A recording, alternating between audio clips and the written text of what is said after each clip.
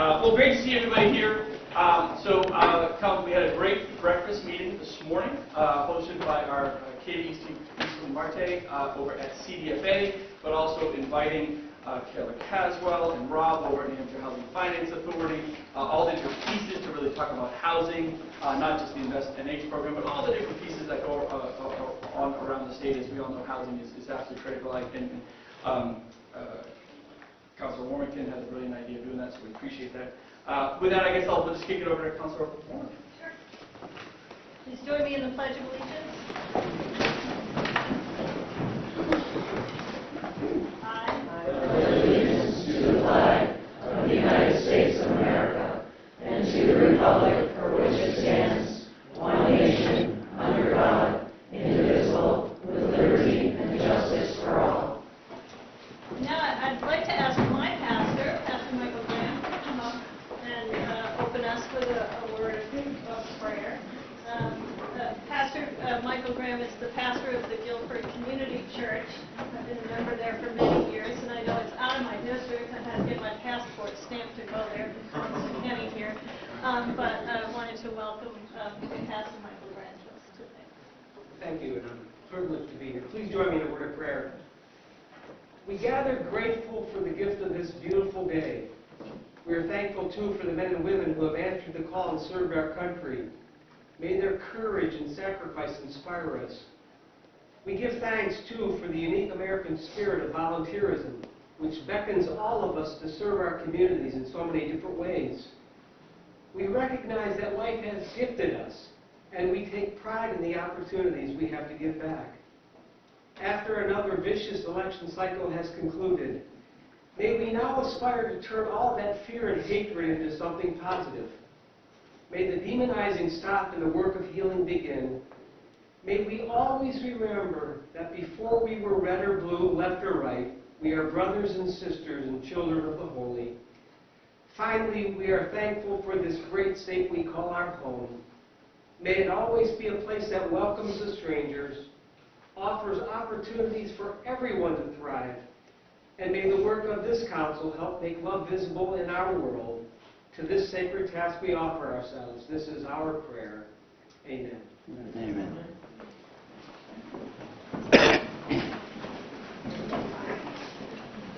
Now, as we always like to do, to get things kicked off in the right manner, we have a group here, the Timberlane Fiddlers. Which is great. Great to see you guys with Sam. Sam, we're going to have a couple songs? Yes. Great. I'm just going to kick it over to you guys. Thank you. Thank you for doing it. Our first piece is Spotted Pony.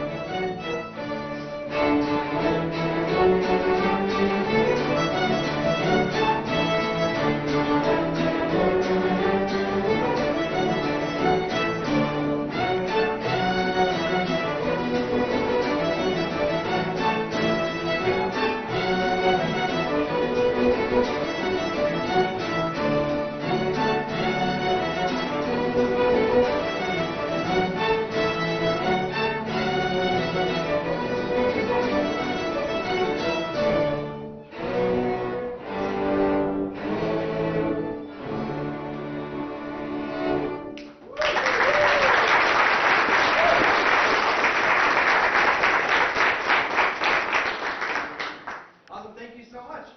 Our next two songs, or I should say we have one more set for you. It's from a band called Viston. It's a Quebecois French-Canadian fiddle band. This set is called 444. The first tune is called 444, and then that's going to feature a couple solos, Gabby Miller, Harry Philbrook, J.T. Fox, and then we're going to end Brady Mazzara. And then the middle tune is called Foi de Fui. Don't know if I'm saying that correct. That's going to feature a solo from flute and Sienna Courier. Enjoy. Thank you so much. Ready? Not too fast. All right, first chord.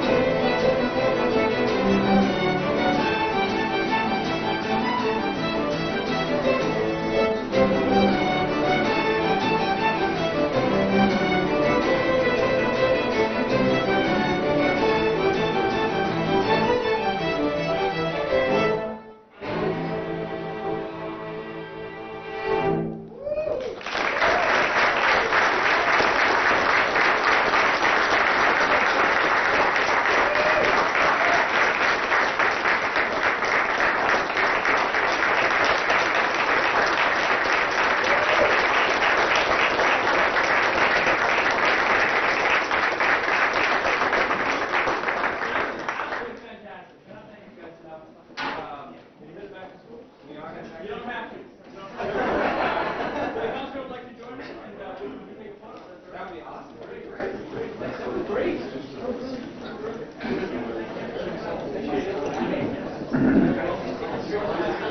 Okay, we're going to kind of switch back.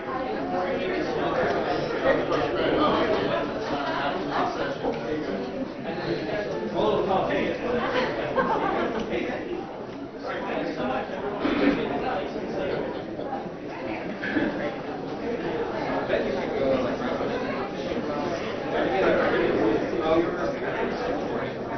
There you go.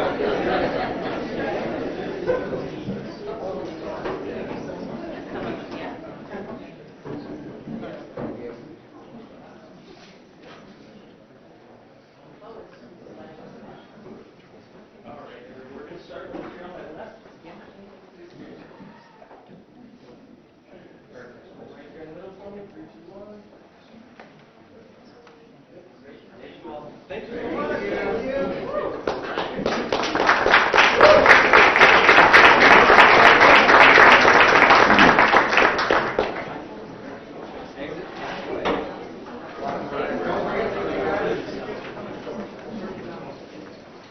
Great job.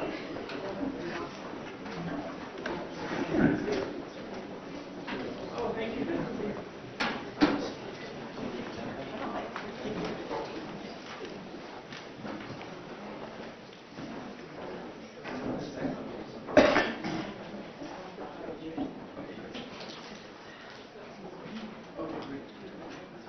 So we have one more commendation to group to really recognize. We always love the opportunity to recognize those who go a little bit above and beyond, especially here in Merrimack County. So Council Warrington has a brilliant idea, so I'll let her take it away.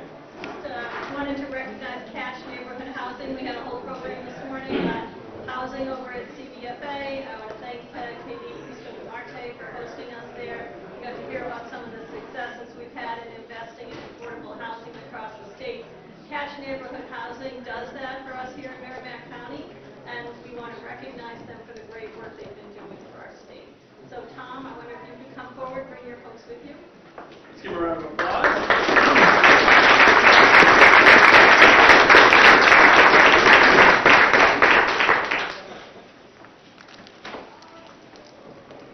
Great to see you. Sir, thank you guys so much. Good to see you. Good to see you. Now, the core of the mission is really housing, but you do a lot of other stuff as well. So maybe you have hundreds of units, I think, that you oversee and maintain and manage and develop for these folks. Will you just talk a little bit about the program? Sure. Rick, at Catch Neighborhood Housing and Alliance Asset Management, our primary goal is to develop affordable housing, which, as we all know, is such a need here in New Hampshire. So we manage our portfolio here in Merrimack County is over 400 apartments of affordable housing, and we also manage for other affordable housing developers another 800 or 900 units throughout the state. So that's really our core mission, and we're proud to announce, a little shameless plug here, we're proud to announce our latest development called Davis Ridge on Sheep Davis Road right here in Concord, which happy to report that our first resident will move in today. Oh, that's so great. It's fantastic. It's 48 units of affordable housing. That's great. That's great. Well, thank you guys so much. It's not just the state. I mean, we can provide funding and some of the resources, but at the end of the day, you guys on the ground, not just build it, but maintain it, right? And manage it, and kind of bring those communities together, make sure that they're safe, they're viable, and they're going to be here for generations. Great job. So a commendation recognizing Catch Neighborhood Housing. Catch Neighborhood. Did I say Catch? Catch. Okay, I'm saying that. Catch Neighborhood Housing. Whereas Catch Neighborhood Housing has operated for over 30 years here in Merrimack County, whereas Catch maintains 379 affordable housing units in Concord, Bow, Franklin, with a total population of over 800 granted standards, whereas a significant plurality of Catch's served communities consists of minors under 18 years old, whereas Catch was founded with the goal of building affordable housing for individuals and families, but has since grown in its mission, including providing services to its residents in the areas of physical and mental health care, transportation, food resources, and other supports. And whereas Catch is demonstrating how the private sector can step up to put shovels in the ground and build the housing units and support systems that our state critically needs. Now, therefore, I, Christopher T. Sununu, Governor of the state of New Hampshire, do hereby commend Catch Neighborhood Housing for the services it provides to the residents of Merrimack County and the example it sets for housing-focused nonprofits all across our great state. Thank you guys so much. Really appreciate it.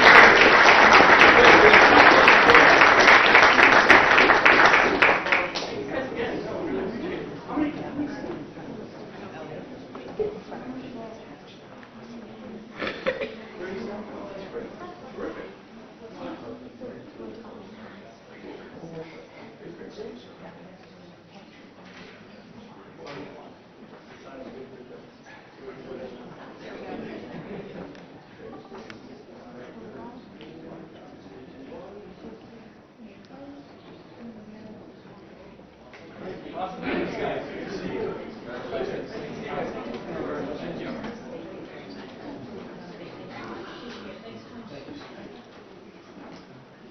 Well, Ms. Drew, our room has grown a little bit in the past few minutes. Are you back there, Ms. Drew? I am right I here. can barely tell. And they're getting taller. That's great. So who do we have with us? These are the students from Ware Middle School, fourth graders. Where middle school? Where? That's somewhere, nowhere, or nowhere. That's you though, right? Welcome to the State House. Here we go.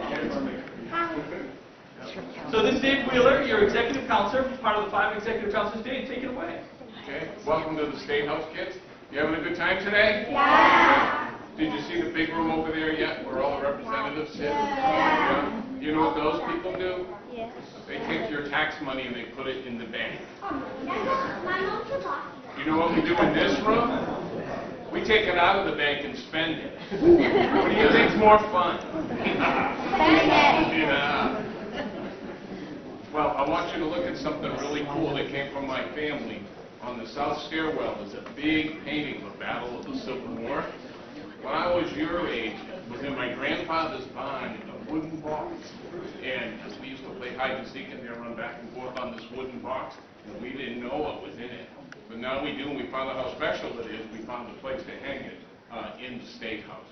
Well, you guys enjoy your trip today. Would you like to shake hands with the governor? Yeah! You can go right over this way, single file.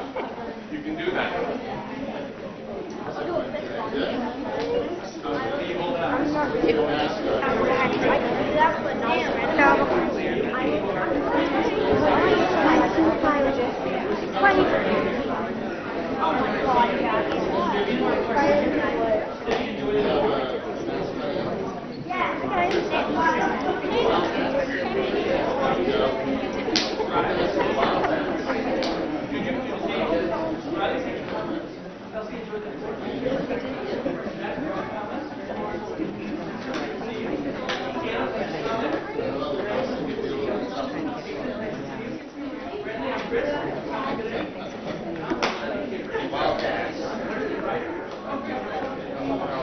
Thanks for visiting.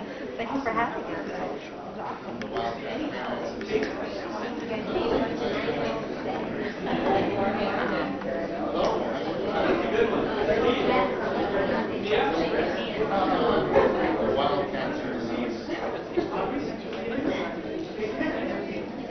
Have fun.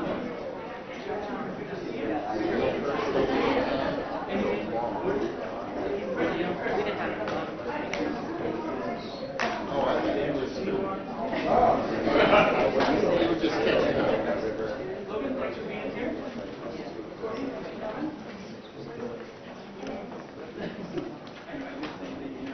Good to see you. Thanks for coming. Arthur, thanks for being here. How are you guys?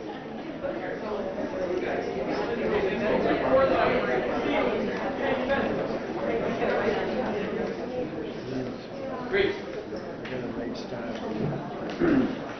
Okay, so moving forward, I'll call this meeting of the Governor and Executive Council to order. I'm going to begin by asking for a motion to approve the meeting minutes from the October 30th, 2024 meeting. Any discussion or changes to those meeting minutes? Okay, seeing none, all in favor of accepting the meeting minutes, please signify by saying aye. Aye. Any opposed? Those meeting minutes are approved. Next, from the Office of the Secretary of State, we have a list of civil commissions. Could I begin by having a motion to approve the list of civil commissions? So moved. Any discussion or names to be added to the list? Councilor Kenny? Governor, I have Stephanie McKim of Belmont as a notary, and additionally I have William Croteau of Berlin as a notary. Okay. We'll have those two. Councilor Gannon? Any other names or changes to the list of civil commissions?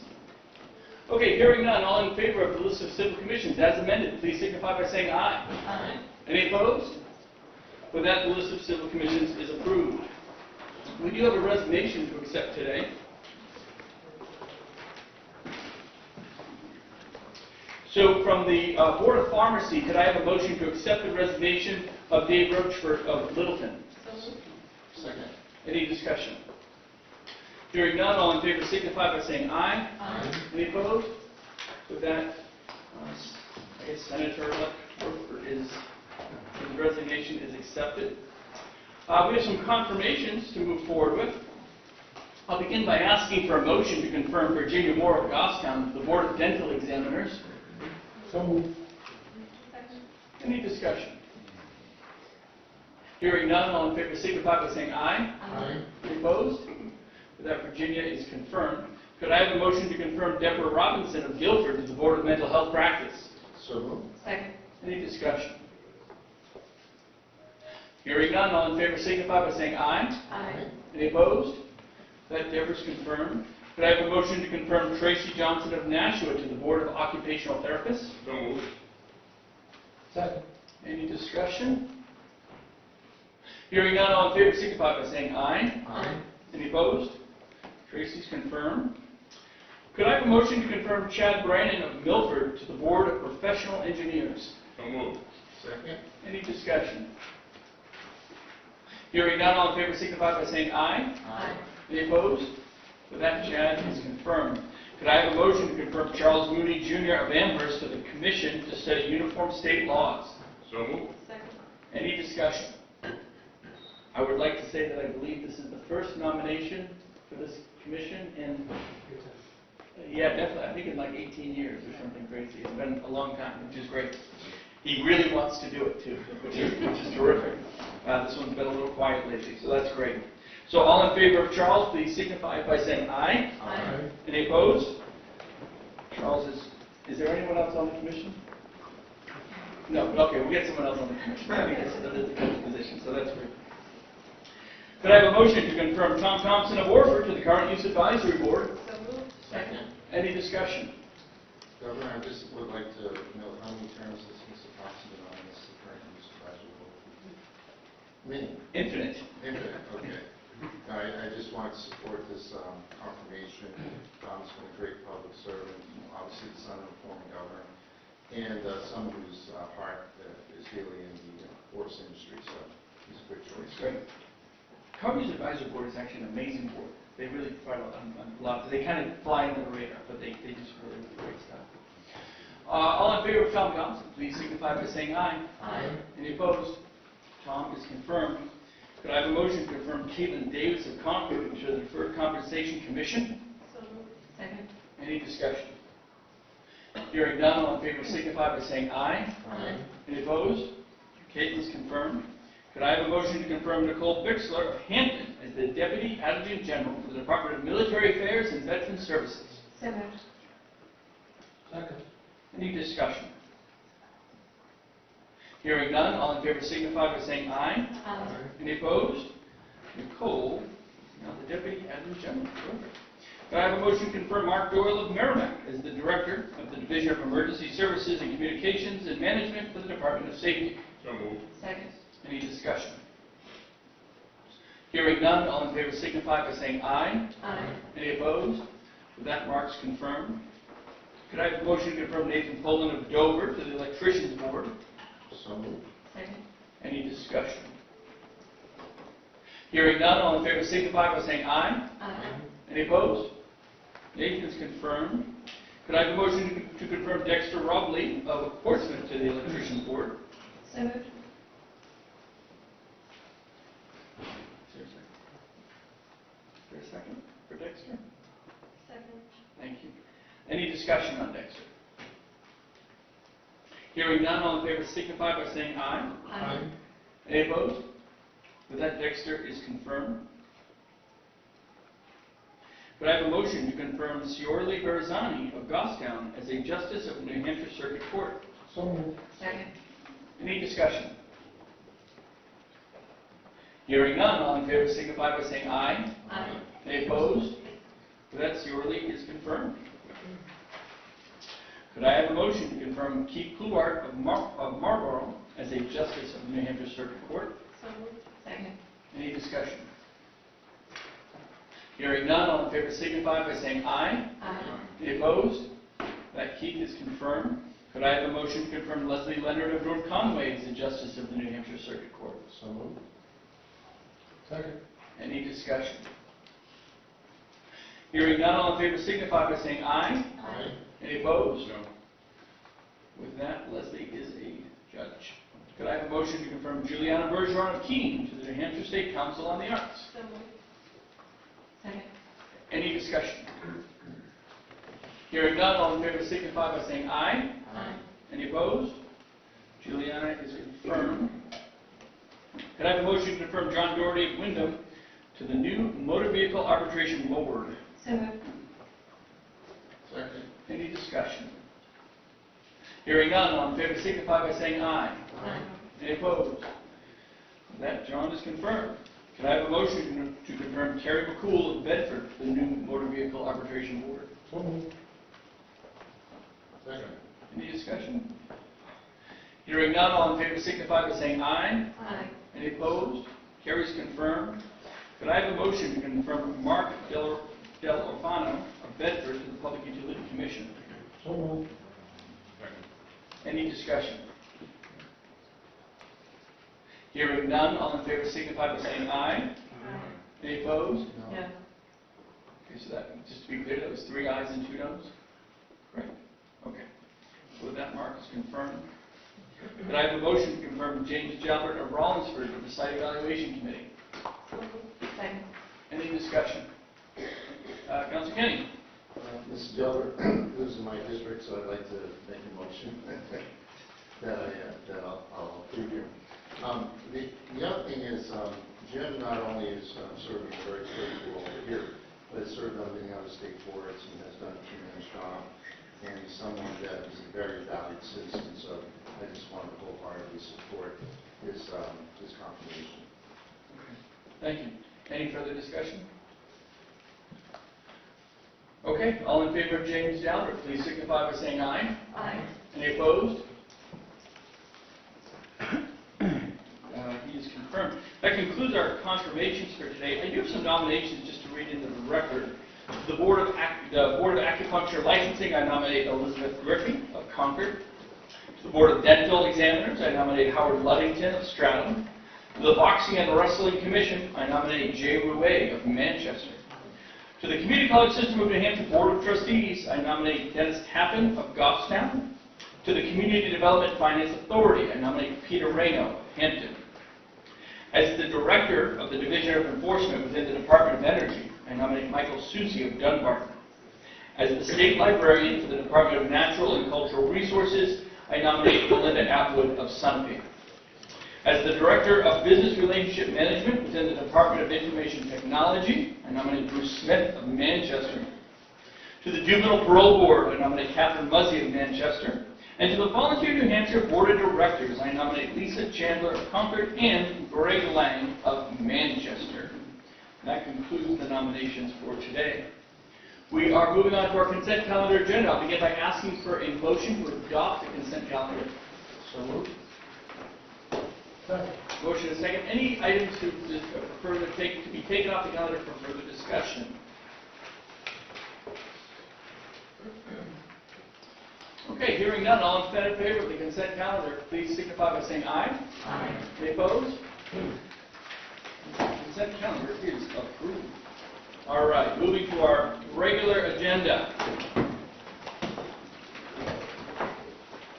I'll begin by asking for a motion to adopt agenda items 6 and 7 from the Department of Health and Human Services from the Office of the Commissioner.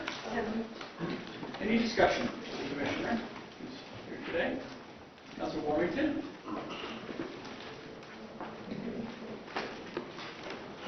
And just as a note, we are having technical difficulties, and I don't believe we were able to achieve the dial-in today, so I apologize for that. We'll definitely try to get it up and running.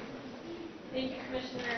Off agenda item, you and I have already discussed, but I've had a number of reach outs from folks that are working at Hampstead Hospital, and their concern is that they were told when we moved from Well Path to Dartmouth that they would be state employees, or at least that's how they interpret it.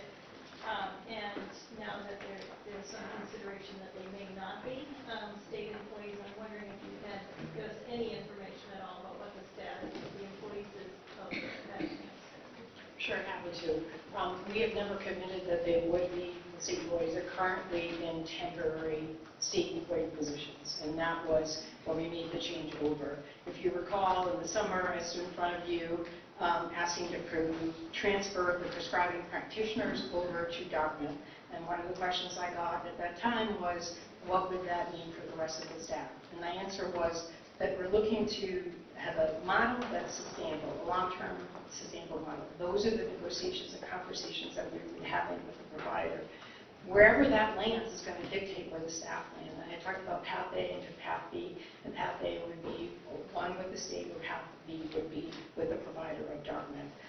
We've been engaged aggressively in those conversations, hoping to bring that to an end relatively quickly. And it's really unfortunate because the employees are not able to share a lot of information, very limited what they can share. So I understand the angst and the frustration that goes along with that. And as soon as I have information to share, I will be doing so. Are you seeking any input from the employees at Hampstead at this time as you're proceeding through the process? I've met with the employees a couple of times this summer who on separate occasions made their preferences clear to me. I have to make sure. I believe I have a letter that they let me know, excuse me, as well as what their preference was. However, I have made no commitment to what the outcome would be because I don't know what that would be. We have offered and met with folks who want to have voice, and we'll continue to do that. If the employees want to meet, we will meet with them.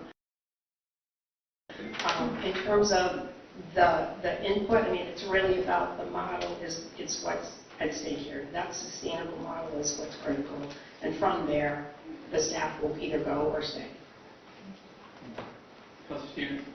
I would just like to add that this sustainable model depends on the dedicated staff. We know that we've just recently lost 2 dedicated team members who would be going on to their 4th employer. To lose 4 or 5 more staff members would result in closing down a unit at Hempstead Hospital. A drop in census within each of these units. It's critical that we retain them. Again, they have been champions of our most vulnerable residents. And again, if we lose another 4 to 5, we may have to shut down the wing. The staff are a critical component. I won't disagree with that. I fought tooth and nail to get them into these temporary positions and keep them focused on what they have. So I think that speaks to the value that it has for the staff. But at the end of the day, with the decision, there's going to probably be whatever it is, whether even if it's with the state, there may be attrition. We'll have to get through that. I'm not looking to cause harm to any employee, and I don't want to lose employees. I want what's best for the hospital. Thank you. Councilor Kenny? So with the Plan B, with Dartmouth, the state employees are in a temporary position right now. You go completely to, Dr. Hitchcock, the provider with no state employee position. Do those state employees have the ability to transfer to other state agencies so they can continue to be vested in the retirement system? So if they were not interested in going to the provider and staying with the state, is that what you're asking me, if they have other opportunities to stay with the state? What I'm hearing is state employees that are temporary in those temporary positions, once they go to Dartmouth Hitchcock, they will no longer be state employees. Is that correct? Correct. Those positions are temporary. They have an expiration date. So my follow-up question to that was, do they have the option to transfer to another state agency to continue being invested in the retirement system? I would think as a current state employee, they would have an opportunity to apply to any other state agency or even within my department, if they wanted to stay as a state employee, there would be opportunities. Because some of the state employees that have reached out to us are probably very specialized and have years of experience. So therefore, we're looking out for their families and obviously the future. So I just think that's something to really factor in when we're looking at. We're looking at the sustainable model, but we also want to take care of our state employees. Sure. Yep.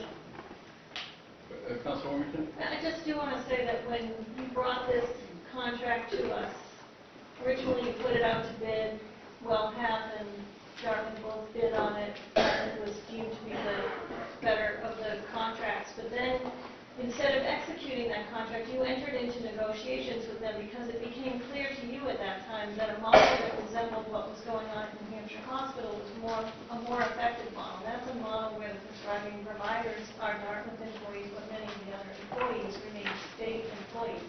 So it was certainly the perspective of this council when we approved that, and I think of those employees, that they were going to be state employees. We've been through this situation where our employees were WellPath employees, and then we were able to bring them back to state employment. If this contract if you gave them to Dartmouth, the employees, and then this didn't work out, we could actually lose providers to the Dartmouth system instead of them being state employees over the long term. So I would just urge you, I trust you to do your job. I would urge you to look long and hard at the long-term implications if this contract does work out and if it doesn't work out. Absolutely. And to look long and hard at the impact on those employees that have been dedicated providers of services to our state. And I just want to clarify, with the contract that passed, there was also a section in there that gave the two parties, Dartmouth and the state, the ability to continue to look at that clinical model. So that has been part of the expectation. At no point did I promise anyone that they would stay as state employee. They're in temporary positions that expire. And I just also want to emphasize, when did the contract pass? This summer, July. Yeah, we've been working with them for months and months and months. Of course, we want to make sure that all the state employees are protected as best as we can and all that, but you don't want to stick with an antiquated model that ends up with worse services, because all that matters is the clients. All that matters is the folks walking through the door for the best mental health services that can be provided. Hampstead has had challenges. None of us wanted WellPath, right? I think we can say that. And this was our other option. The other option being Dartmouth, one of the best mental health providers that we've ever worked with and that you really have in the New England region. It's absolutely top tier. So again, we're going to keep working to make sure that we get the right fit. But the fit starts with how do we make sure we get the best services. And if that means that we have to change from an antiquated model and they don't not state employees anymore, and that ensures the best services, then that's what we're going to do. And I just want the citizens of the state to know it's not, I appreciate the state employee focus. We've focused on that for many months. But the only thing that really matters is having a provider and a quality of services at a modernized facility like Hampstead, where we're renovating the facility, we're building the PRTF beds, we're going to keep more kids in residential, if they require residential placement here in the state, at home, in our communities. That is what the big investment is. So I just don't want, I appreciate the value of trying to maintain the state employees, but the top priority is the delivery of service. And to have a partner like Dartmouth to do that, on the line, prepared to come in what has been a very tumultuous situation and help right that ship, with Justin, the CEO, and we have some great leadership in there now to really get this thing moving forward. I just want the folks, the citizens of the state to know it's them that come first. It really is. I appreciate the state employee aspect in that model, but if we have to make changes to get better services, then that's what we're willing to do. I agree with that, Governor, but the model we're using at New Hampshire Hospital is not an antiquated model, it's just a different model. We have tried this model that we're talking about here once before with WellPath. It didn't go well.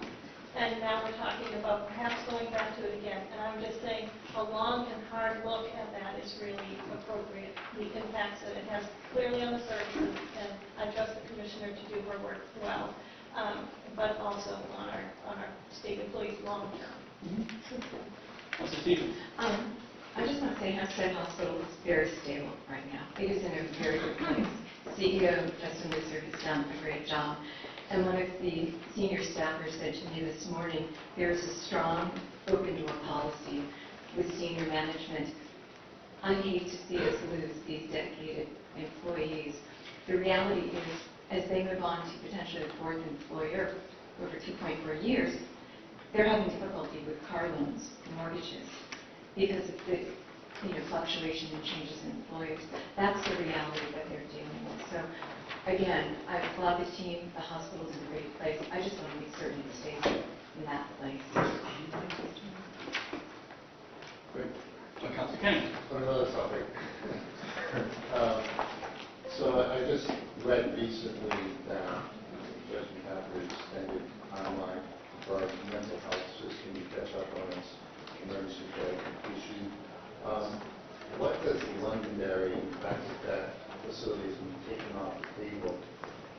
obviously that ARPA money is then redirected elsewhere. What does that do to Mission Zero in the ability to meet another timeline for the court system in meeting, mental health obligation with senior citizens? Sure. So Mission Zero wasn't dependent upon that one facility. That would have definitely been a compliment for sure. But the reinvestment that we just have, that you actually have an item on in front of you today, item number 8, we made some investments in housing support, something we just talked about this morning in a breakfast meeting. Transitional beds and we've done a lot. We've made a lot of different. Kathy was impressed with the work that the department has done with its partners to make gains on ED boarding and really reduce that. We've reduced that wait time in half, and we're still going down. So that's great, and that's the front end, if you will. Where we know is on the discharge side that when people are ready to leave, there isn't necessarily a place to go. So we have been able to reinvest and focus in on that as well. So Mission Zero isn't one strategy, it's 6, and those are just 2 of them. So we'll keep on keeping on, and the reinvestments really help us to hone in on some of those other strategies. I'm sat here with the last 2 years on well where your leadership and your team working on, the housing issue and those, critical, citizens of ours. So I appreciate the effort. I only ask a question when something's taken off the table. It does have an impact elsewhere. So, Sure. but the court systems are aware that we're trying to come up with solutions, and they appreciate the effort that's been made thus far. Thank you. Further discussion on either of these items? Okay. All in favor of items 6 and 7, please signify by saying aye. Aye. Any opposed? Those items are approved. Can I get a motion to adopt agenda item 8 and 9 from the Department of Health and Human Services with the Division of Behavioral Health? Second. Any discussion? Hearing none, all in favor signify by saying aye. Aye. Any opposed? Those items are approved. Can I have a motion to adopt agenda items 10 and 11 from the Department of Health and Human Services from the Division of Children, Youth, and Families? Second. Any discussion? Hearing none, all in favor signify by saying aye. Aye. Any opposed? Items 10 and 11 are approved. Could I have a motion to adopt agenda item 12 from the Department of Health and Human Services from Glen Cliff Home? Any discussion? Hearing none, all in favor signify by saying aye. Aye. Any opposed? Item 12 is approved. Could I have a motion to adopt agenda item 13 from the Department of Health and Human Services from the Division of Long-Term Supports and Services? Second. Any discussion? Councilor Stephen.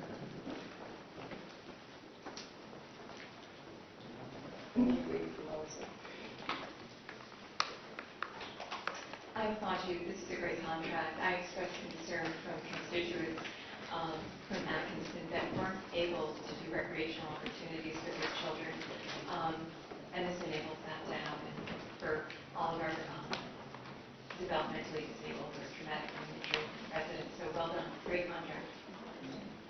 Further discussion?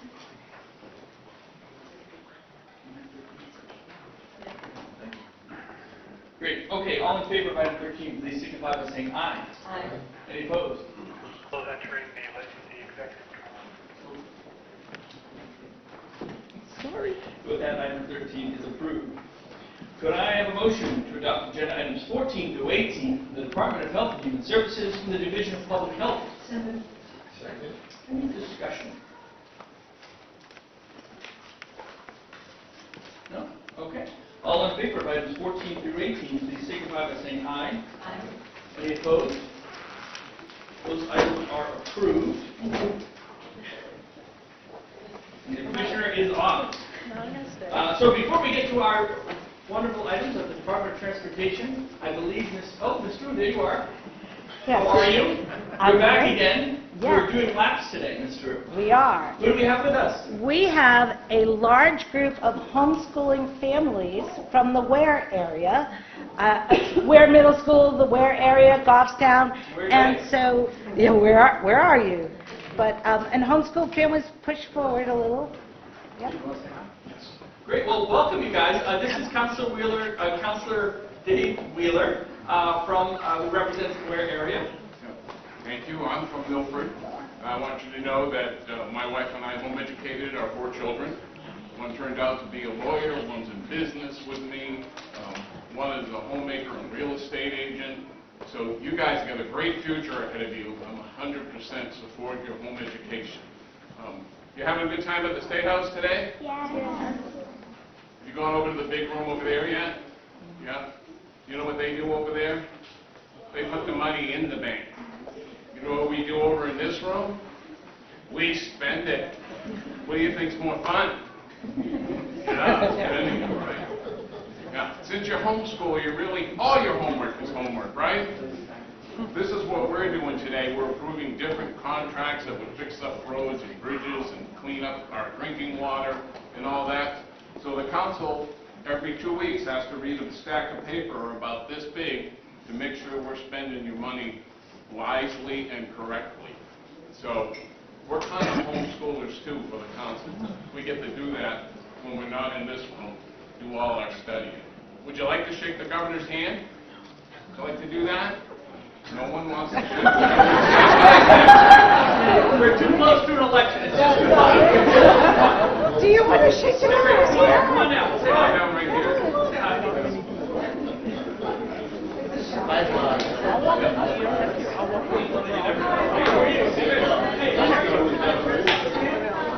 I guess we're all walking over there.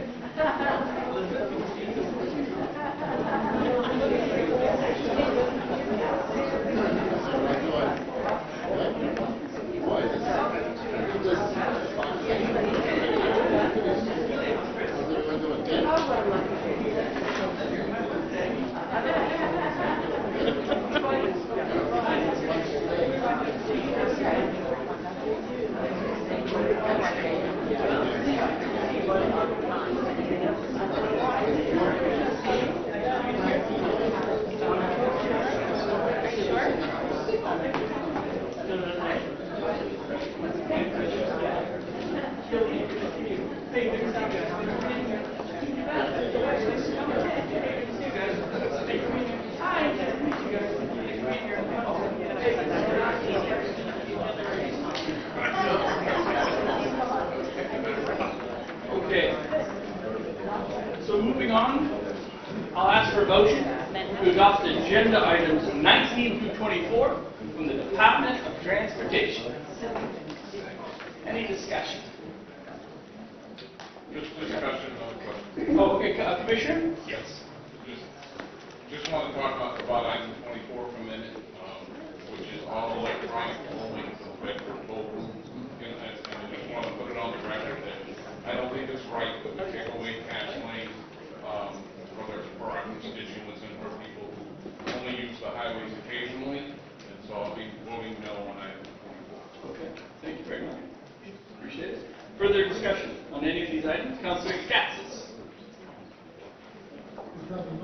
There is nothing on here for 4A this time. We had a big item last So you got enough last time. Yeah. I'm going to have to train the person that sits in the seat a couple of meetings to make sure he asks about 4A. Okay, yeah.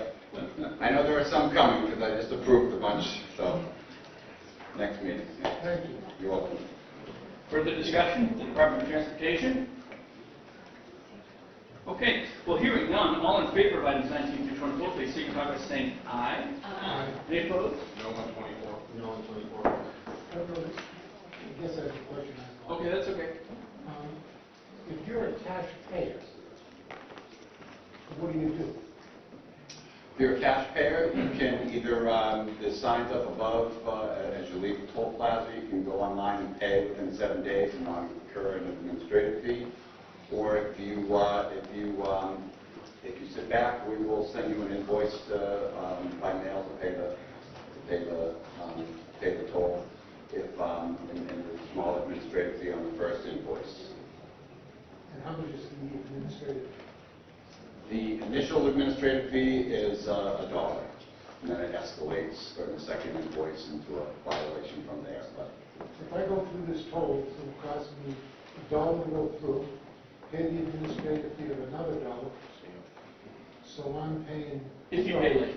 If you pay late. if you pay late, or if you can go online, if you go through and I mean, the easiest thing is to get an Easy Pass account, get a transponder. If you're using the Turnpike at all, it's you get the discount and things like that. Secondarily, if you by mistake or if it's a tourist or anybody coming through, you can go online and easily pay by plate within 7 days. And actually, we say 7 days to pay. That has been extended behind the scenes because it takes us about 30 to 45 days to get a bill out. So. Well, I can see on the swing vote on this, and I guess I got some questions. If I may, there's one thing that I would like to point out too, and I didn't want to bring it up there, but you know, one of the things, it's not just making it AET. One of the things is these toll plazas, similar to Dover and Rochester, the toll plazas are old. They need to be rehabbed. They need to have some work done.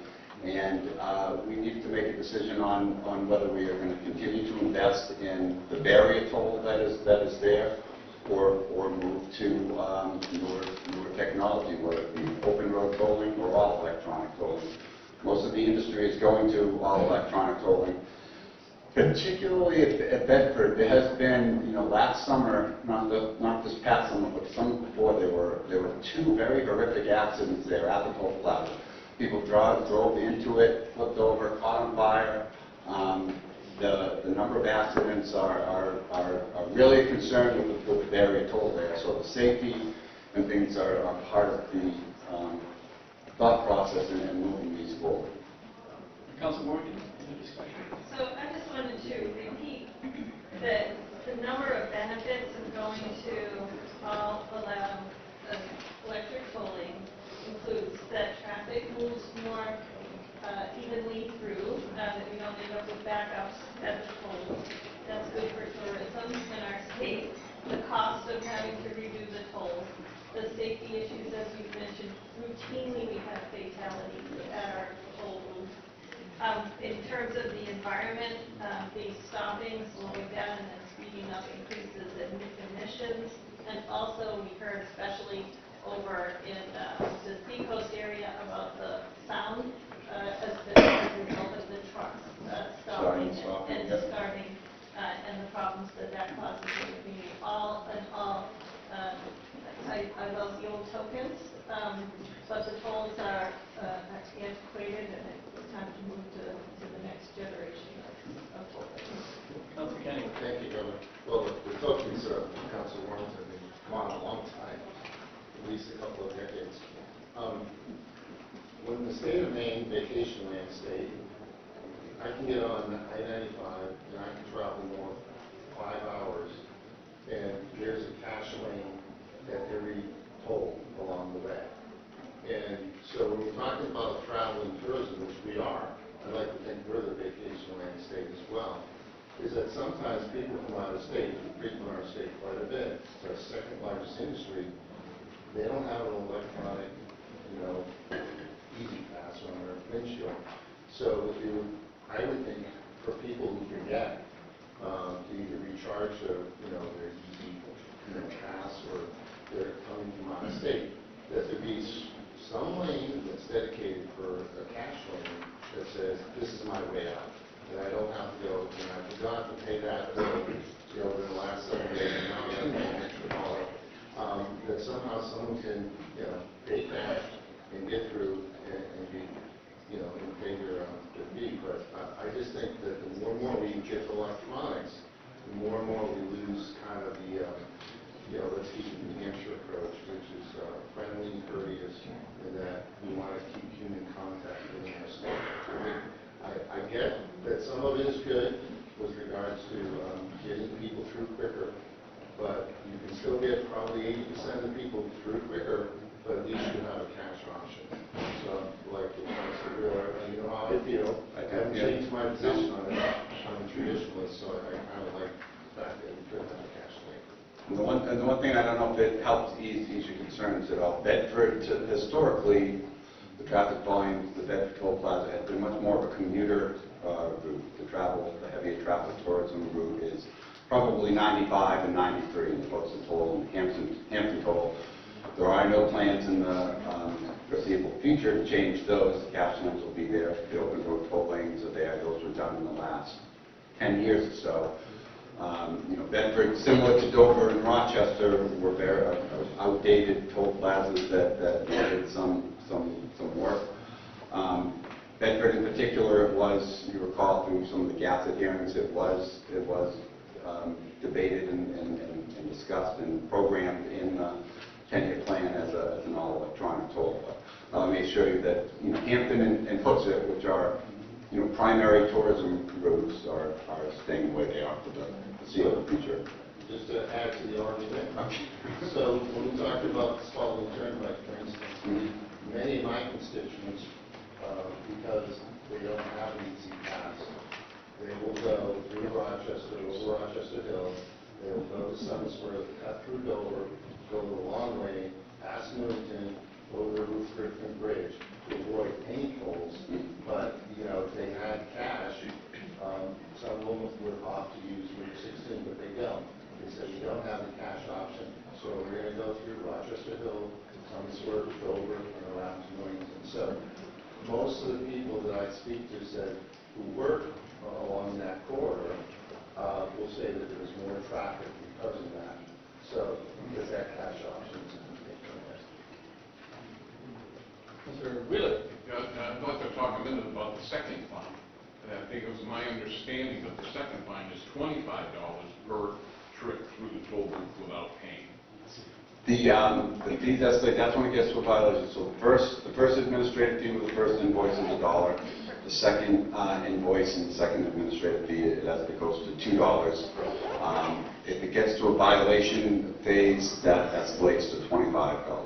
That's the present rate. We've just recently changed the rules, and we're looking at restructuring that because it is not consistent with how other agencies do it, and we routinely end up waiving those fees in terms of reaching settlements with folks, because they do escalate very, very quickly. So that is under review to modify those administration fees, because we do agree with you that the 25, it was, I think, originally conceived as an incentive to get people to pay, but I think we've been finding that people who aren't going to pay just aren't going to pay. So until there's some enforcement action, and the $25 administrative fee escalates very quickly.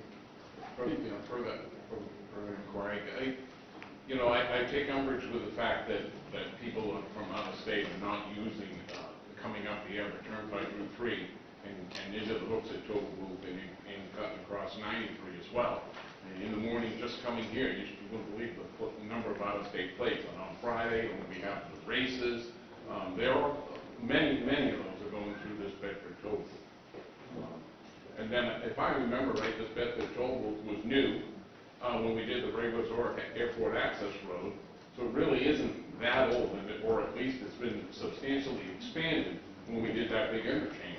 So it was expanded. We added lanes on either end, but we did not address the main part of the toll plaza when we added those extra lanes on when we built the airport access road.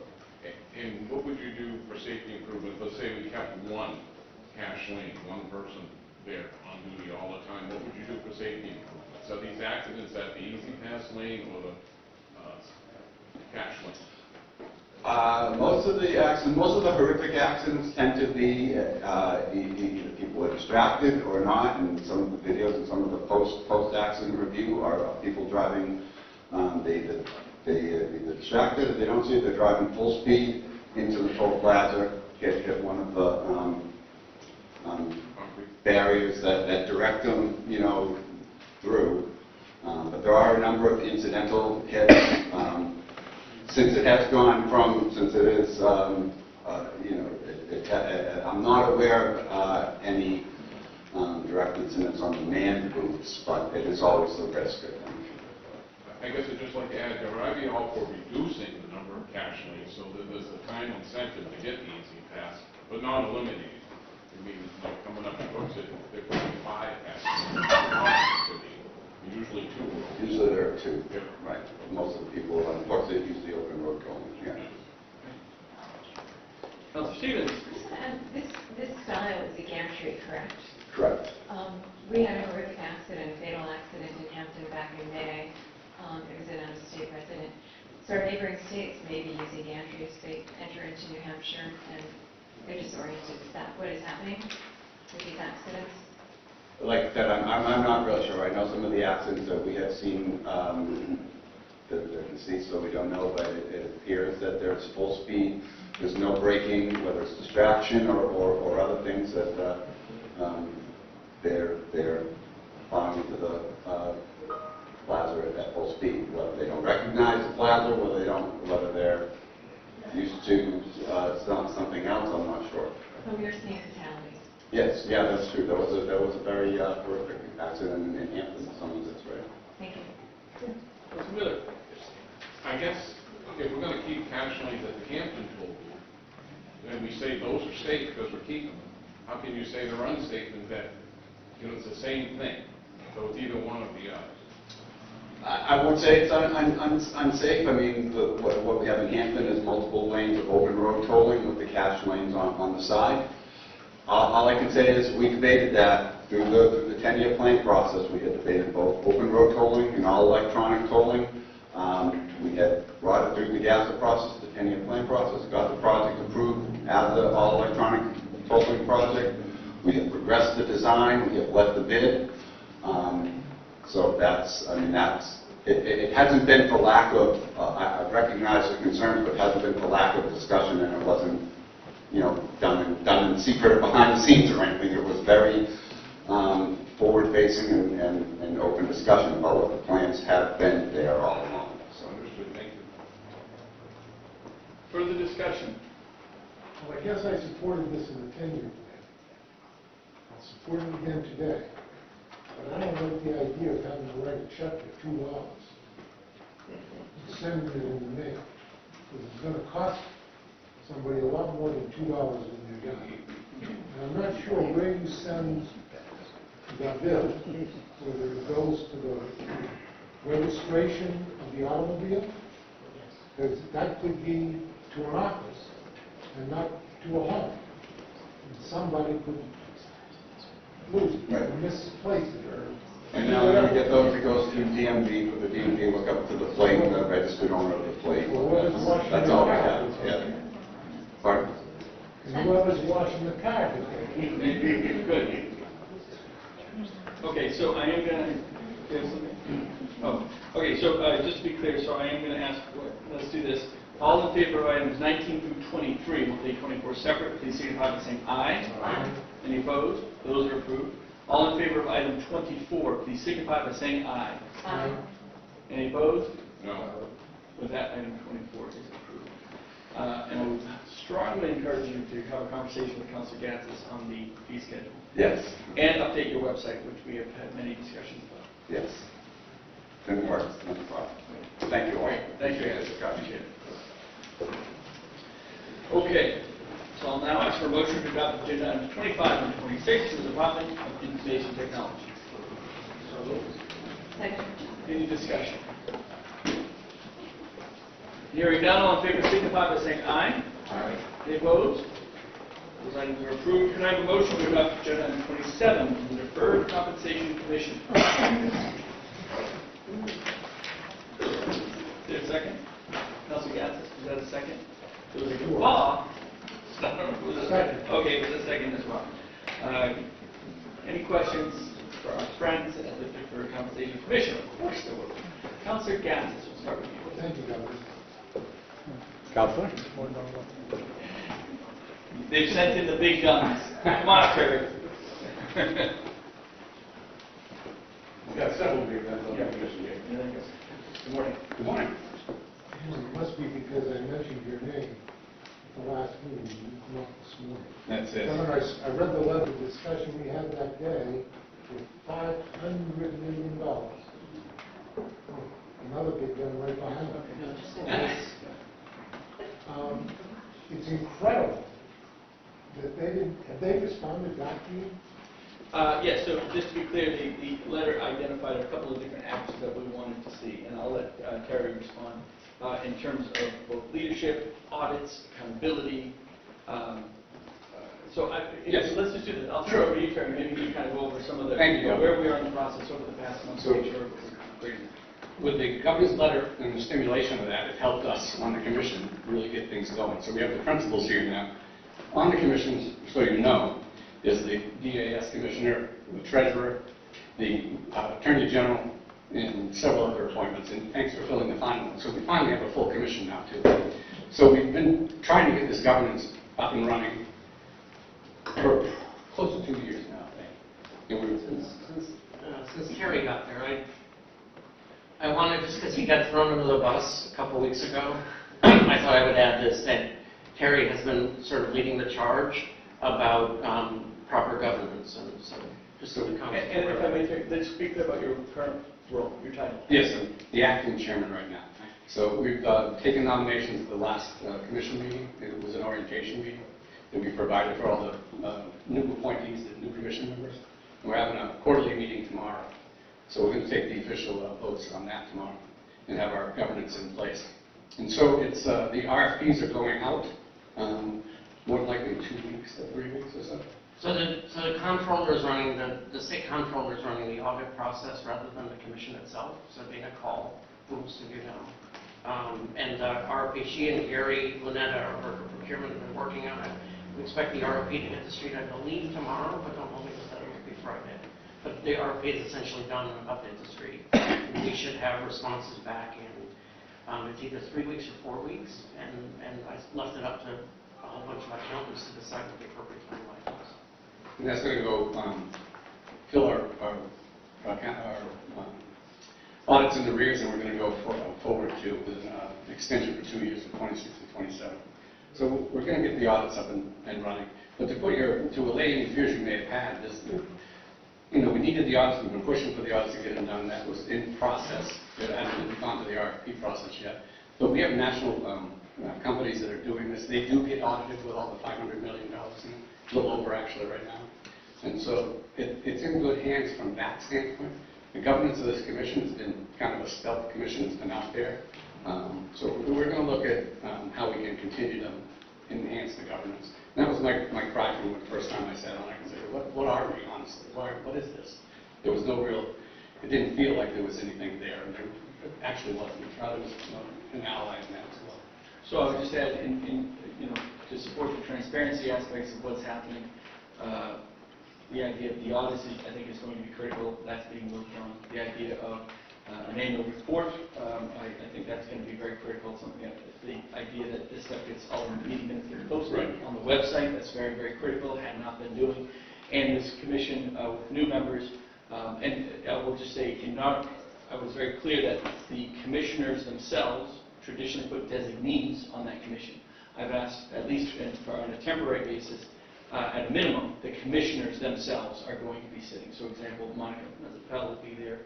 Dave Scanlon is coming in as a direct commissioner. So the commissioners, not their designees, are now taking, I think, more of a direct presence role. And a new executive director they'll have the opportunity to choose a new executive director very shortly.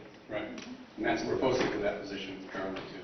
So this is coming together nicely now with the participation of all the principal officers that are instead of their designees there. And thank you for that. That's much appreciated. And it's going to be in good hands when we're moving forward on it. With all due respect, Commissioner Pat knows if there was a bus that was going to run over him, it would be a big bus. I don't have a comment on that. That's okay. Because you know what a big bus looks like. Yeah. Further discussion on this item or for Terry and Charlie? Thank you, folks. Great. Okay, hearing no further discussion, all in favor of item 27, please signify by saying aye. Aye. Any opposed? Item 27 is approved. I'll now ask for motion to adopt agenda items 28 and 29 from the State Treasury. Second. Any discussion? Yes, I think we have the treasurer here. Monica, nice to see you.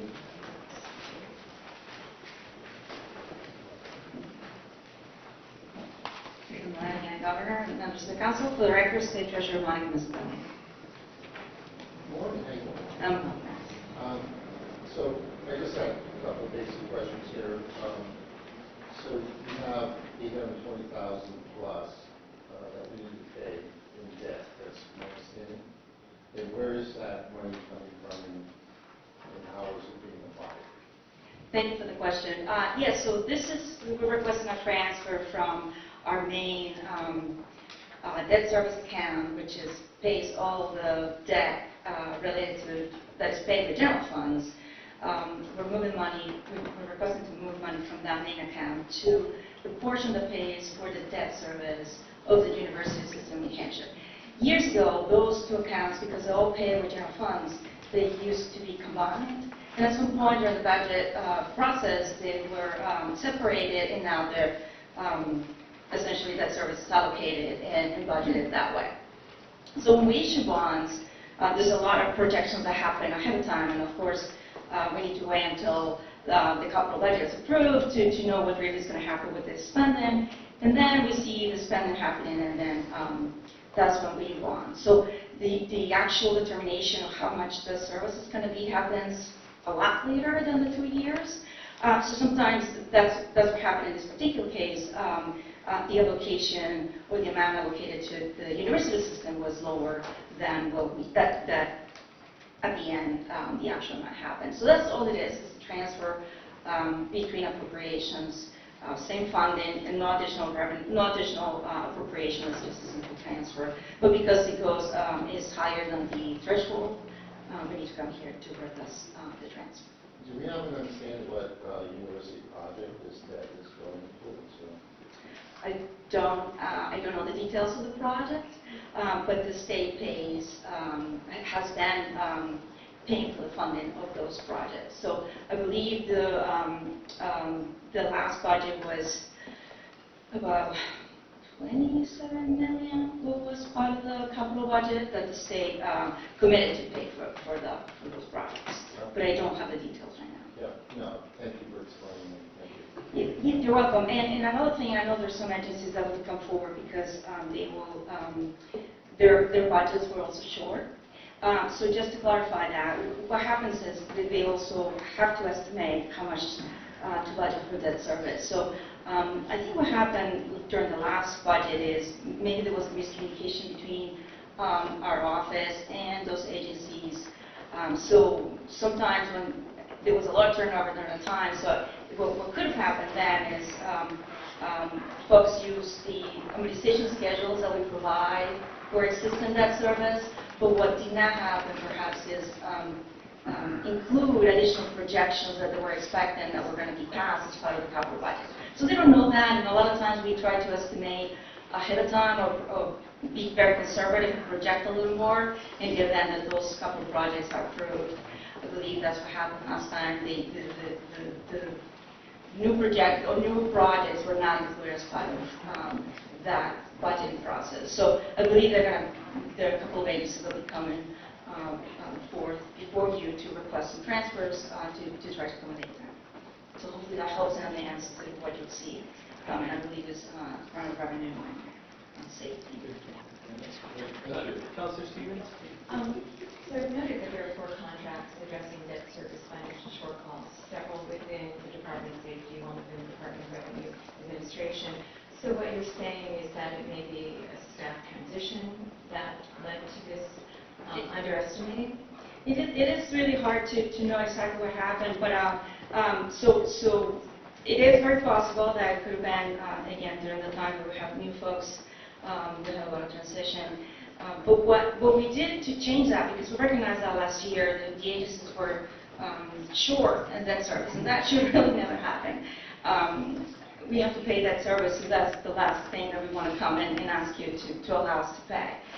But what we did this time around, as part of the budget process, we included in the budget manual, we worked with the Ministry of Services to add to the budget manual as part of the instructions for agencies, like if they have plans to, if they're planning on requesting capital, if they're, again, making requests as part of the capital budget process, to let us know so we can, again, anticipate some additional, again, project that service for those projects that they possibly are going to be part of the capital budget. So work with agencies to come in and work with us.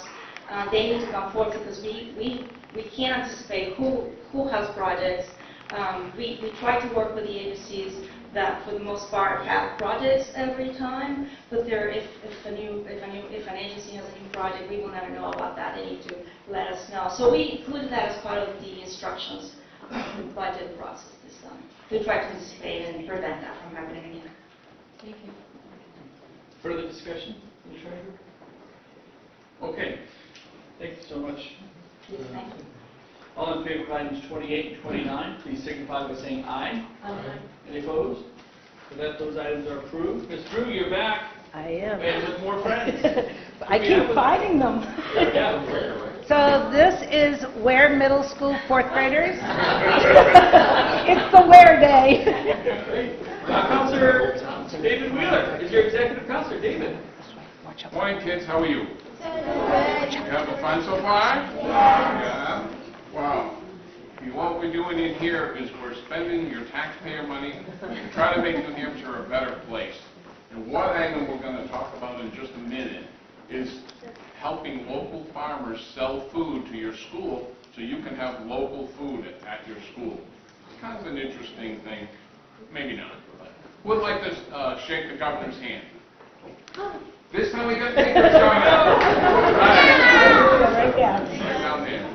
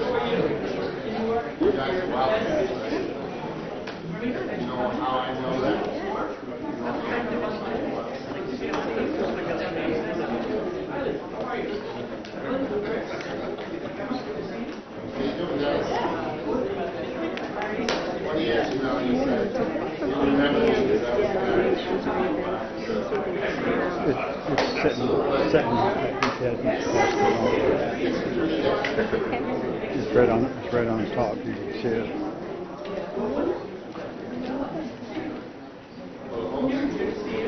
Yeah, kids, we had a thing earlier this morning, so.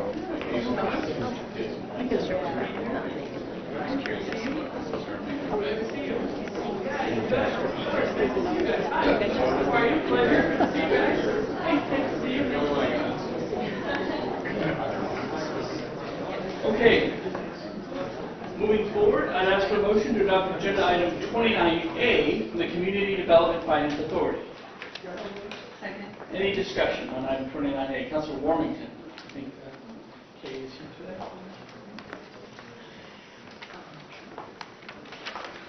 Morning. Good morning. Katie Easterly Marte with the Community Development Finance Authority. Katie, thank you so much for hosting us this morning. And my question is off agenda, but you gave me this information about how our family home-based child care centers are doing. This is a project that's very dear to my heart, and since I spotted it in Keene and really advocated for this to be piloted around the state. And you were telling me about how successful it is. I wonder if you could specifically tell us how many child care slots you think we've opened, and just tell us a little bit about it. Yeah, absolutely. Thank you. So this was a partnership with the Department of Health and Human Services. CDFA was the contractor to provide support to family-based child care providers. So this is child care that's happening in someone's home. And what we noted for our support for small businesses generally, that child care providers don't see themselves as a business, but they are a business owner providing care in our communities. And they're also often isolated from services, resources, and other providers that can help strengthen their child care business. So that was the intent of the activity. When we started the work, there were 113 licensed child care providers, family child care providers. in our registration list. We served 225 in the first 6 months of the program, and the activities will continue. So we expect that's probably around 1,000 households for who their children are being cared for from these family child care providers. Wonderful. And I think one of the things that I thought that was most intriguing about this program is that so many women who didn't return to the workforce after COVID and then decided that they could start a little small business in their home doing child care, and so we kind of brought them back into the workforce, and also they're working in their homes and taking care of their own children as well. So really a wonderful program. I'm glad to see that it's going so well, and hope we continue to support it throughout the state. Thank you so much. Further discussion? For CDFA? Okay, thanks, Steve. All in favor of item 29A, please signify by saying aye. Aye. Any opposed? With that, it's approved. Could I have a motion to adopt agenda items 30 to 32 from the Department of Revenue Administration? So moved. Second. Any discussion? Hearing none, all in favor signify by saying aye. Aye. Any opposed? Those items are approved. Could I have a motion to adopt agenda item 33 from the New Hampshire Council on Developmental Disabilities? So moved. Second. Any discussion? Hearing none, all in favor signify by saying aye. Aye. Any opposed? With that, item 33 is approved. Could I have a motion to adopt agenda item 34 from the Judicial Council? So moved. Second. Any discussion? Councilor Warren. Do we have someone from the Judicial? Oh, very great.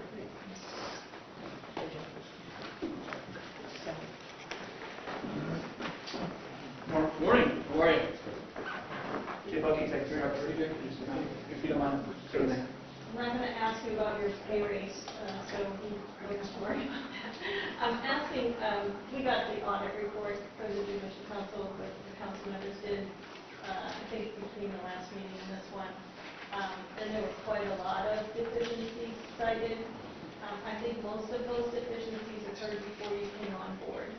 I wanted to ask you if that's the case, and if you've taken steps to rectify the many deficiencies that were cited in that report. And if the contract that we're going to approve today, the late item, will help to address any of that. Yes, thank you for the question. The audit process started at 60 days after I started as director, and I think many of the items that were noted have come to pass prior to my start. I will say that I was grateful to have the audit happen when it did. For me, it was a great opportunity to learn more about where the agency could improve, and frankly, it's been a blueprint for me and the agency to look at what was recommended and take steps to address all the problems that were noted. I'm happy to report that so far I've been able to address some of the recommendations at the last meeting of the Judicial Council. We've also, we have the contract that's under consideration for today. It's something that was noted over the span of 2 audits, in fact. It was noted in the 2014 audit and the 2024 audit, so it's been an item that's been outstanding for quite some time. And I sincerely hope that we'll approve that contract because it will really help the council in its mission. Further, we have instituted weekly meetings where we focus solely on the recommendations from the audit, and I'm happy to report that we're making a lot of progress coming with our policies, procedures. There's other recommendations that I'm making as part of the budget program as well to meet what's been recommended in the audit, and I'm happy to discuss any other particular questions you might have. When was the last audit done? 2014. So 10 years between audits? My understanding, yes. And when will the next one be done? I don't know. They can do it at any time, really. I mean, they could come back and do it next year. The legislature could technically, if they wanted to. Yeah, I mean, and the prior director didn't have the benefit of this audit, or just to identify some of these deficiencies. We're pretty significant deficiencies, both in terms of payments and where payments are going, but also conflicts and case management of cases. So I'm glad. Thank you for being here. Thank you for stepping up and making this a priority. And I would certainly hope that the audit is done, a couple of years from now to see what this. Certainly, as I mentioned, I'd be happy to discuss with any of you the steps we've taken, and I really hope to let you know that it's a number one priority. I want the Judicial Council to be a model of transparency and efficiency. I think there's a lot of things that are identified, and progress can be made, has been being made, and keep making those steps. Thank you. Further discussion? Okay, thank you so much. All in favor? What? Question. In favor of item 34, please signify by saying aye. Aye. Any opposed?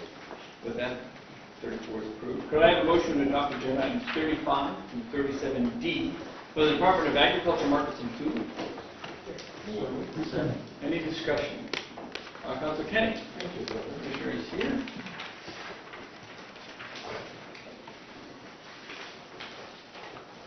Good morning. Good morning, Commissioner. How are you doing today? Good. Doing all right so far. We'll see in a minute. We'll see in a second. I'll speak to that thing.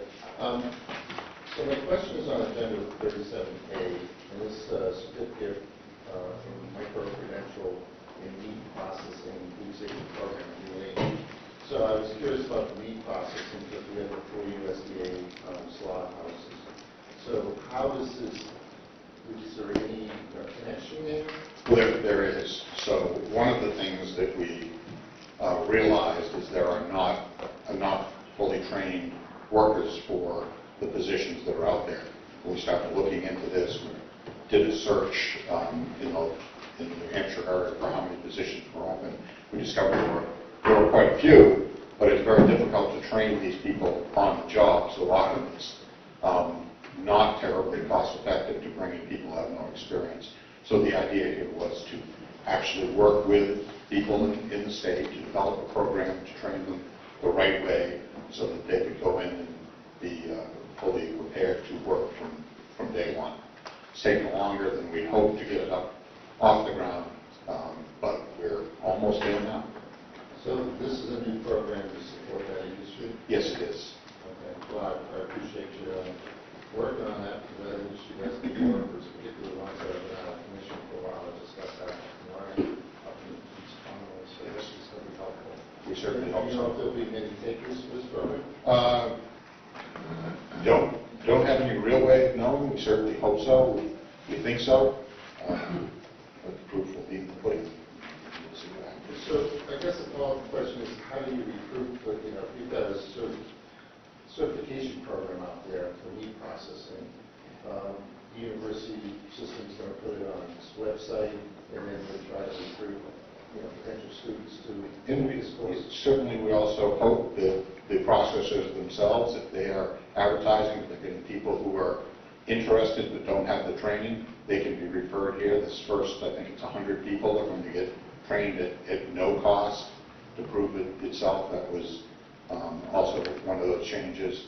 So that the program will be designed so that if people are working now at a day job, there will be flex in the program so that they can take night courses. Some of it can be potentially online, but there's going to be a great deal of flexibility so people aren't going to have to say, okay, this is something I have to give up my current job to train for. And that's always a problem in things like that. How do people afford to transition from one job to another?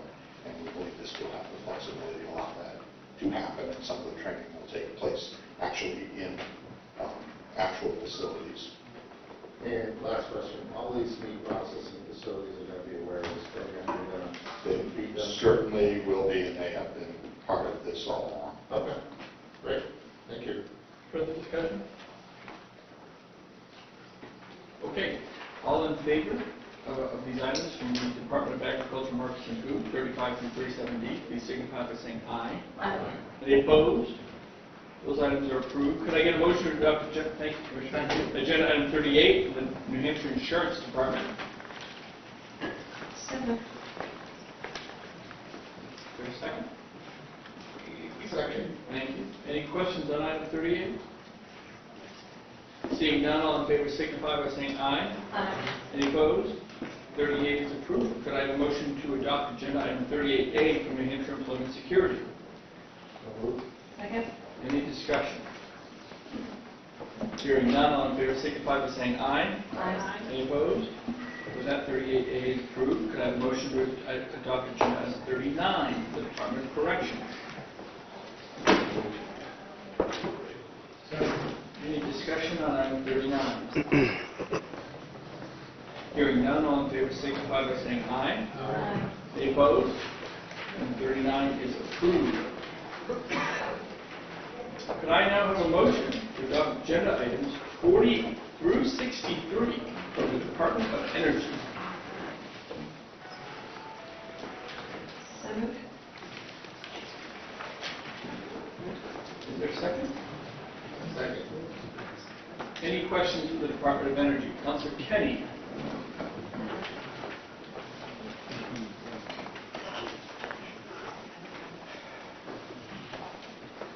Morning, Governor, Councilors, Chair, from the Department of Energy. How you doing? Good. How are you? Excellent. So it's a agenda for looking at over $8 million for a particular program, efficiency rebate program. And I guess my question is how does the consumer out there around New Hampshire know about this program, access it, and who's it really going to benefit? Is it the low to moderate income folks, or is it everybody?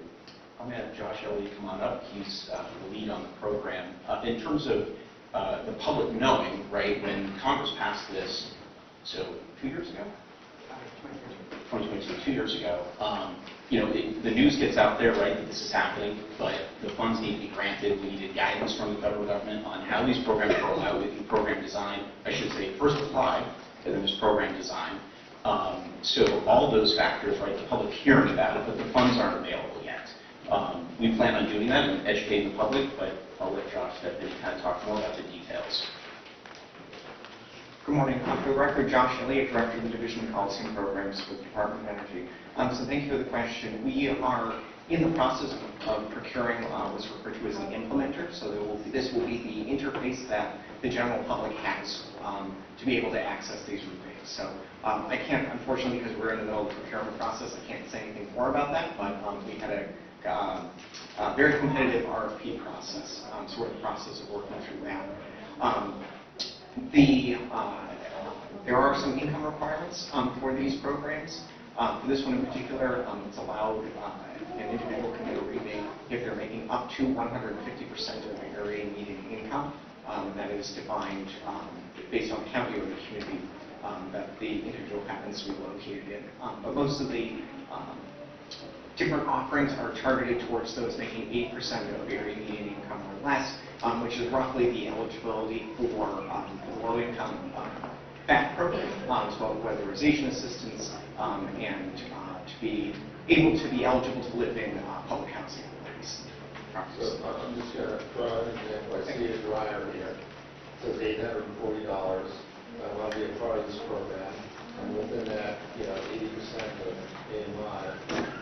What happens? I mean, do I go out and get a dryer for $840, or do I get a rebate, or what happens? Yeah, so there's a couple of different avenues actually. So depending on where the person decides to access this, right, if they're, in theory, if they're getting weatherization services, right, this would be considered part of the suite of options, right? There's somebody they've already been means tested, there are already contractors in the home, it sort of makes sense to sort of dovetail in something like this. During that process, it makes it easier for the consumer. There's also the option. Sorry, I may interrupt, so let's talk about that. I think to your point, when you say dovetailing, is that in the contractor would help the homeowner provide the gateway and access to this, or is it on the homeowner to know that this would be provided and ask the contractor, in that example? So both. Working with the implementer, the idea is having those contractors in a training program that we'll be seeing at some point once the federal government releases those funds. So contractors are aware of this program. They know if they have a client, especially if they're in the low-income space, those folks have enough to worry about not having to figure out every individual detail of those programs. But have those entities out there making sure that the homeowners are aware of those types of programs. I will say, let's go to the refrigerator example. So the dryer example. $840. I don't even know what $840 is on this. It says $840. Yeah, that's a rebate up to $840. So there is an option, this is specified in the federal legislation, that there is a at the register option. So in theory, somebody would go through this portal, be able to verify their income through this portal. They then get what we would presume to be a QR code or something like that. then go to wherever your favorite like appliance provider is. You would go in, you would purchase your appliance, you would scan it at the register, and it automatically deduct whatever the dollar amount is at the register. So you can imagine there's a lot of systems working behind the scenes to make sure that works all seamlessly. So it's Well, whether I want a dryer or not, if I have a good dryer, I can go in and get another dryer in this program? in theory, yes. There's no requirement that there be any sort of the existing appliance doesn't necessarily need to be broken, but it has to be more efficient than what the client, the homeowner already has. That would be identified through this portal before they even would walk into the store? Yes, yes. That'll be a question that would be asked? Yes. This $8 million plus is going to go real quick once that portal is developed. Yes, so this is the first tranche. The state allocation is a total of $35 million, or just shy of $35 million. This is the first tranche, so which is unlocked by the federal government when certain requirements are met. So we've gotten through that first, through those first requirements. Basically, a compliant application has been filed. It's been signed off by U.S. Department of Energy. It's being compliant. We then, that first stage is unlocked to allow the rollout of the program and allow the contracting with an implementer. And then as time goes on, as certain requirements are hit, certain amounts of money are spent down in certain areas, the next tranche is then unlocked, and there's a total of 4 tranches as part of this program. Well, many of us represent rural areas and low and moderate income people, so when this is activated, when it's actually, gone through the negotiation, you've got this portal and it's good to go, can you come back to us and tell us, thumbs up, it's good to go? Absolutely. Okay, that'd be helpful, thank you. Great. On the same subject, is there any strings whether the people get gas dryers or electric dryers? Based on federal statute, it's only allowed for electric dryers. Okay. And what happens to the old dryers that still work that you talked about a minute ago? Can they sell them and keep them on? That's a good question. I actually don't know the answer to that, but I will look that up and I will get you an answer. Another government program, Governor. Feds. Council Gass. Thank you, Governor. Can somebody get a dryer? What other appliances pertain? I'm sorry, could you repeat your question? What other appliances can you go and get? Sure. So the eligible appliances, if you're making 80% of your median income or less, are a heat pump hot water heater, a heat pump for space heating and cooling, an electric oven, heat pumped clothes dryer, and then there's a number of enabling upgrades that go along with that. So, if, for example, if you have an older home, maybe you only have a 100 amp panel, for example, that you can't necessarily add a whole bunch of additional load to. So there's load service upgrades, some installation, some wiring, as well as an additional benefit for installers to actually go in to do that under certain circumstances. So, what happens, or how do we prevent people from going in and buying all these appliances and selling them on the open market? That is an excellent question. So USDOE has actually invested a lot of time and effort into developing basically a behind-the-scenes computer system where it will immediately communicate with the registrar or with the contractor back to that central system that will say, okay, this has been redeemed. So you wouldn't be able to say, print off the same coupon to get the rebate and go to 3 different stores here in Concord and get the same appliance and get the same deduction. That's not what I meant. Oh, my apologies. What I meant was, I go buy a refrigerator. My refrigerator is working well. I turn around and sell a refrigerator to Councilor Wheeler. How would they prevent that? They don't. There's nothing that would prevent it. I mean, no one's going to come, and don't get me wrong, I completely see the problem with this. There's no one that's going to come to your house and make sure that you plug that refrigerator in. Technically, you own it, you can do what you want with it, right? Tell us what's wrong. Look, fundamentally, I mean, I don't even speak to the program, because I'm definitely not, I have my issues. I think the program is helpful, but has a lot of problems. Theoretically, those that develop the program would say, good, as long as Councilor Wheeler is plugging in a more energy efficient refrigerator, that's all we ultimately care about. That's what they're trying to do, is get those types of products onto the market one way or the other. They don't care who ultimately plugs them in. But I agree with you that it's right for a process. Yeah, Councilor Kenny. So if I look at my package deal, the price is right, I could get $20,000 worth of services and appliances because I'm income eligible. Does that stand reason? There's a cap that's included in the federal statute that can be no more than $14,000 in rebates collected by any individual household. Get up to $14,000. Yes. Yes. Well, the word gets out, people are going to be running to that pool.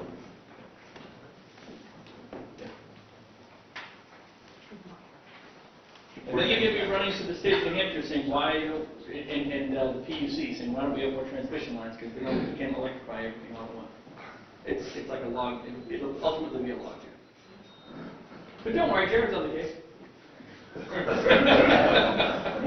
Federal Your fault, not mine. Federal program are doing our best. So I appreciate that. No, it got my attention, so I just wanted to ask you a few questions.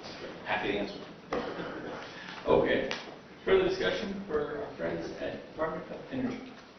How many dollars did you say was available?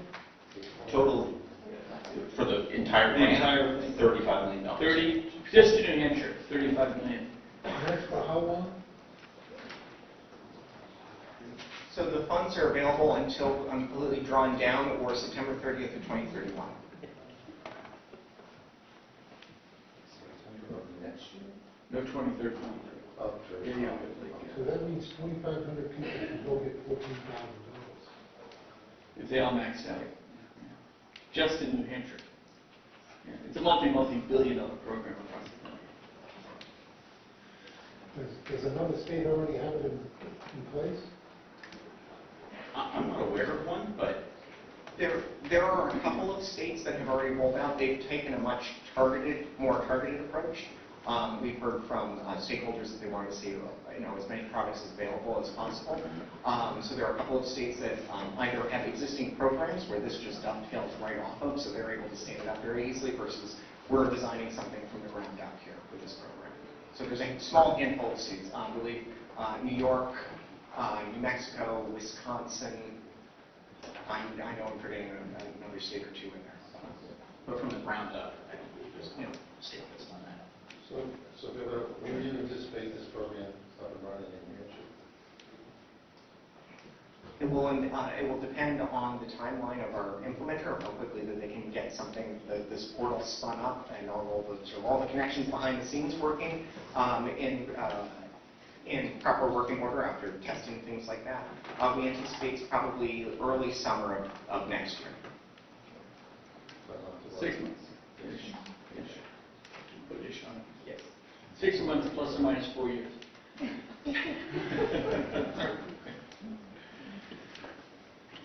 I'm kidding. Okay, further discussion for the Department of Energy? All right, all in favor? Sorry, of items 40 through 63, please signify by saying aye. Aye. Any opposed? Those items are approved. Thank you, guys. Good luck with that. I'll ask for a motion to adopt agenda items 64 and 65 for the Public Utility Commission. Motion, is there a second? Second. Thank you.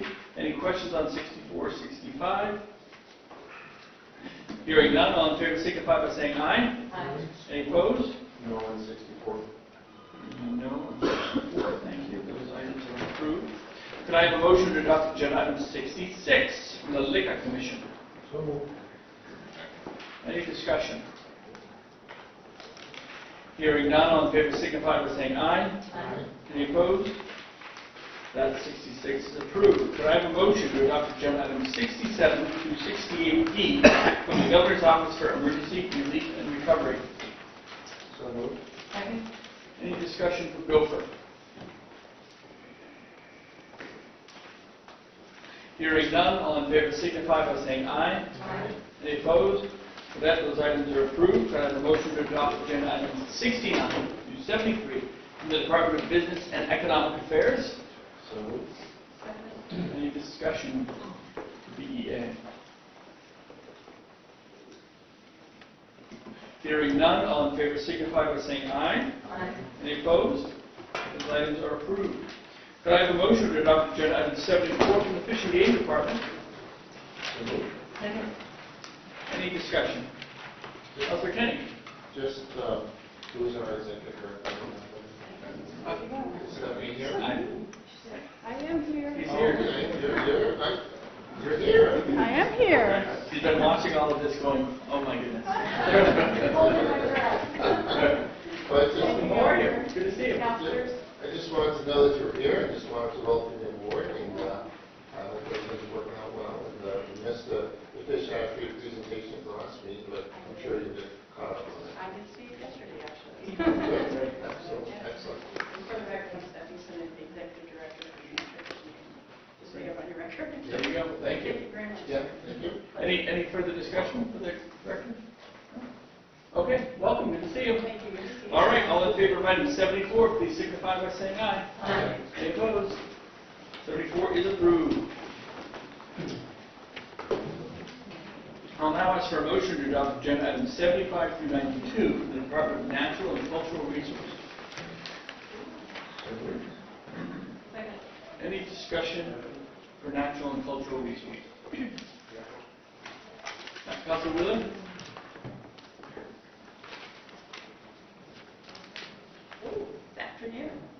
Good afternoon, Sarah Stewart, Commissioner, Department of Natural and Cultural Resources. Good afternoon, Commissioner. I have questions on a couple of items. The first one's 76, increasing your fleet by one item for UTV. And my concern is this, that in the item, you have specified very specific things that you want for that UTV. And it smacks of specifying a particular brand, tire size, and things that only one brand would have over another. And I would encourage that when the Department of Administrative Services puts that out to bid, that they would loosen up them specs a little bit for your 4C UTV and not hold to the specs that are in this item, so that we can get some competitive bids on the UTV. I'm fine. Sure. No, Charlie, you don't have to come up. Just do what Council Wheeler says. No,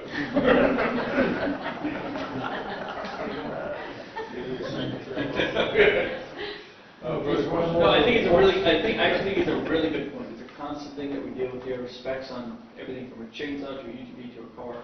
Anything we can do to make, if that's more flexible, and understanding why those specs might be in there, of course, because maybe there's specific reasons, but as much flexibility as we can provide means more competition and lower prices. Thank you. Item 79 is an arts grant for Queer Elective. And I'm kind of concerned about this grant. Queer Elective operates an exchange and activation grant for artists. And it says that the grant is only available to non-white artists. Now, if that was the opposite way, I'm not sure that we would pass a grant that has racial discrimination like that. But I don't think that we should be passing this grant.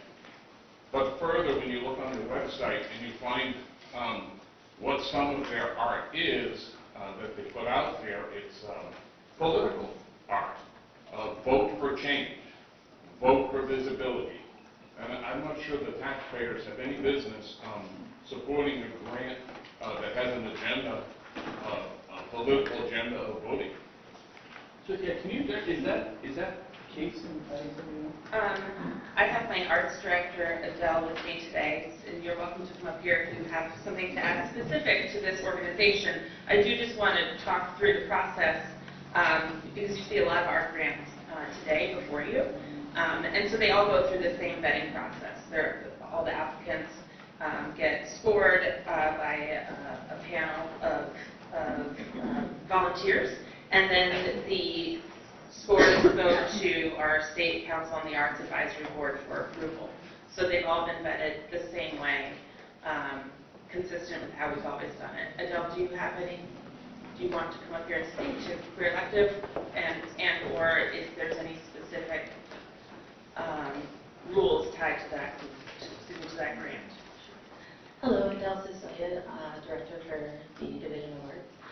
I would just say that whatever platform our agencies, our nonprofit organizations are pushing forward is not part of our agenda, whether it falls in any direction at all. And so that is a consistent message. Sometimes where art is used for political factors and change, but that's not a representative of what we're doing as division. So in your view, that's okay that no white person can get this art grant? That racial discrimination is okay with taxpayers? I would like to see that language, please. Should we table it? That's fine. We can Well, table well, it. not just in terms of language, but also, let's find out if that's even legal. Right. I would like to see that language. It wasn't in the packet that describes the grant application. All right, so we have a motion to table item 79. Is there a second?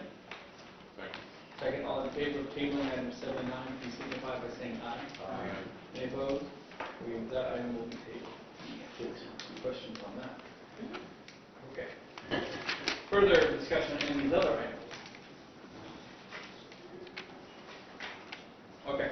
All in favor of items 75 through 92, except that item 79 has been tabled, please signify by saying aye. Aye. Any opposed? Those items are approved. I'll now ask for a motion to adopt agenda items 93 through 110 from the Department of Environmental Services. Any discussion? Councilor Warrington.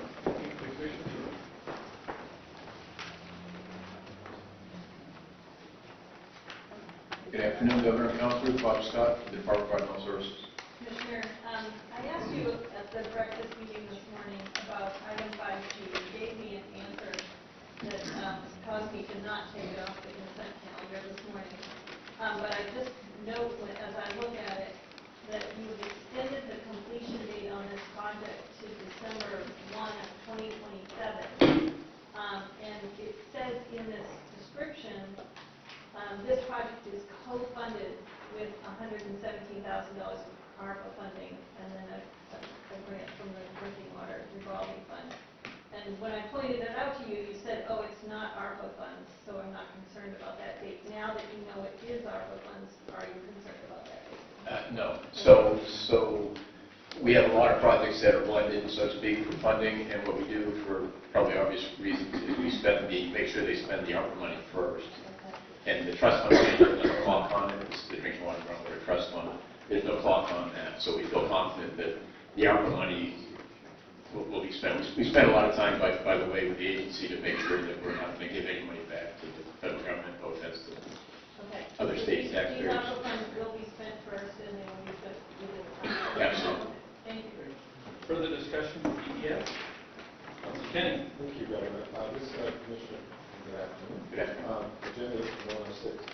So this has been an ongoing project in with regards to removal of the dam. I believe that's at the Cochito River. Yes, it is. And so with this funding, are we still working on an overall cost for the project at this point? That's right. How much is it going to cost to remove the dam? That's a good question. I don't know the total cost. I don't know that answer.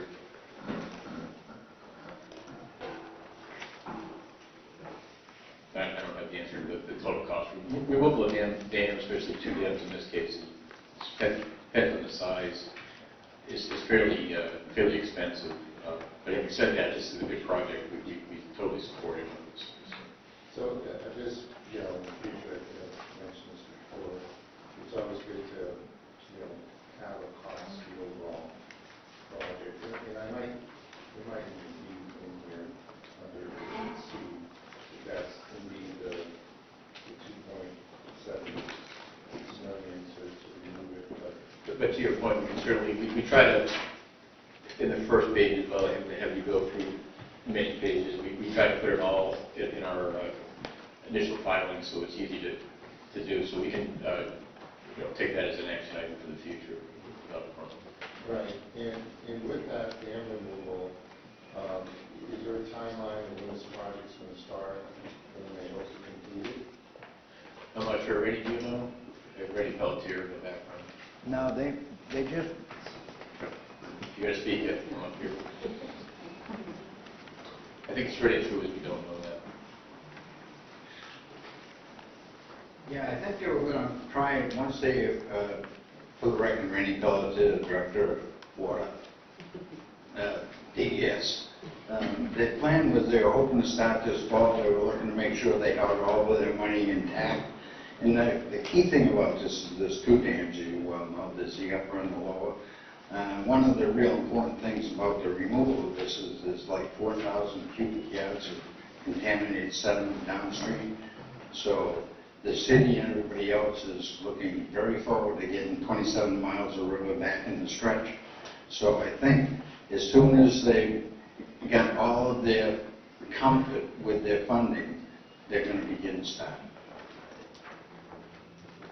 We're going to work on the, is it dam 1 and dam 2? Correct. We're going to work on dam 1 to get to dam 2, or? Good, they'll take out dam 2. That's got the contaminated sediment, so they don't want a lot of hydraulics coming down to hit that dam. So the intent initially was to remove the lower dam, which is where the contaminated sediment is. But the other reason why I was trying to do some business owners that are along that river, so they can ask some questions along the timeline. So I just want to give them a sense of comfort that the project is going forward and somewhat of the timelines. Yeah, and I think the important thing about this is it's going to put the river back the way it should have been years ago. Unlike a lot of situations where we remove dams, we get a lot of comments, people that are pretty unsettled about the impoundment behind it. This dam removal process has been positive in every way. Everybody's looking forward to this, get back to the run of the river. Okay. I got 2 years to get those dams out of it. I'll just blame you if they say something bad. What's the contaminant? It's, It was the brick there. yes, I don't know the exact mix, but it's 4,000 cubic yards. That's a lot. Yeah. If I could, Counselor, as you mentioned, Exhibit C does list the whole project cost, which is just under $2.8 million, as you mentioned. That's good. Thank you. I appreciate all the effort on that. It's a big project. Okay. Further discussion for DES? All right. All in favor of items 93 through 110, please signify by saying aye. Aye. Any opposed? Those items are approved. Could I get a motion to adopt agenda item 111 from the University System of New Hampshire? So moved. Any discussion? Hearing none, all in favor signify by saying aye. Aye. Any opposed? Those items are approved. Can I get a motion to adopt agenda items 112 and 113 from the Department of Education? So moved. Second? Second. Thank you. Any questions on 112 or 113? Hearing none, all in favor signify by saying aye. Aye. Any opposed? Those items are approved. Could I have a motion to adopt agenda items 114 through 129D from the Department of Safety? So moved. Second. Any discussion?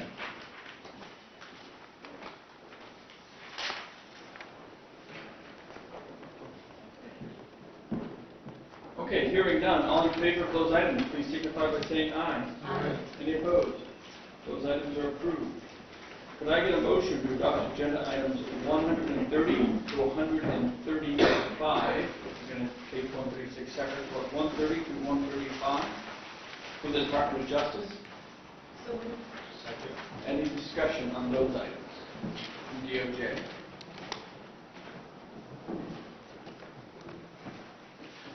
Hearing none, all in favor signify by saying aye. Aye. Any opposed? That those items are approved. Item 136 is a petition request. Could I have a motion on item 136? Move to deny request for hearing. We have a motion to deny the request for a pardon hearing on item 136. Is there a second to deny? Second. We have a second to deny. Any discussion on item 136? Okay, hearing none, all in favor of denying the pardon hearing request by Mr. Pope, please signify by saying aye. Aye. Any opposed? With that, 136 is rejected. The request is denied. I'll now ask for a motion to adopt agenda items 137 through 148 from the Department of Administrative Services.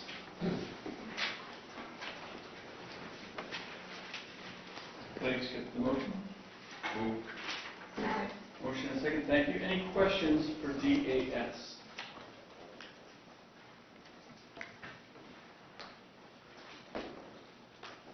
Okay, hearing none, all in favor signify by saying aye. Aye. Any opposed? Those items are approved. Next, we do have late items. I apologize, I forgot about the late items here. Sorry about that. We're taking our Jay. But let's start with the administrative services. So can I have a motion to adopt late item A from the Department of Administrative Services? So moved. Any discussion on late item A? Hearing none, all in favor signify by saying aye. Aye. Any opposed? Late item A is approved. Could I now have a motion to adopt late item B from the Judicial Council? Any discussion? Hearing none, all in favor of late item B, please signify by saying aye. Aye. Any opposed? Late item B is now approved. That concludes late items on regular agendas and all the fun stuff for today. Our next scheduled meeting will now be on December 4th. That'll be after Thanksgiving, so we'll hope everyone has a happy and safe holiday over the next few weeks. And we'll be back then. All right, thank you guys.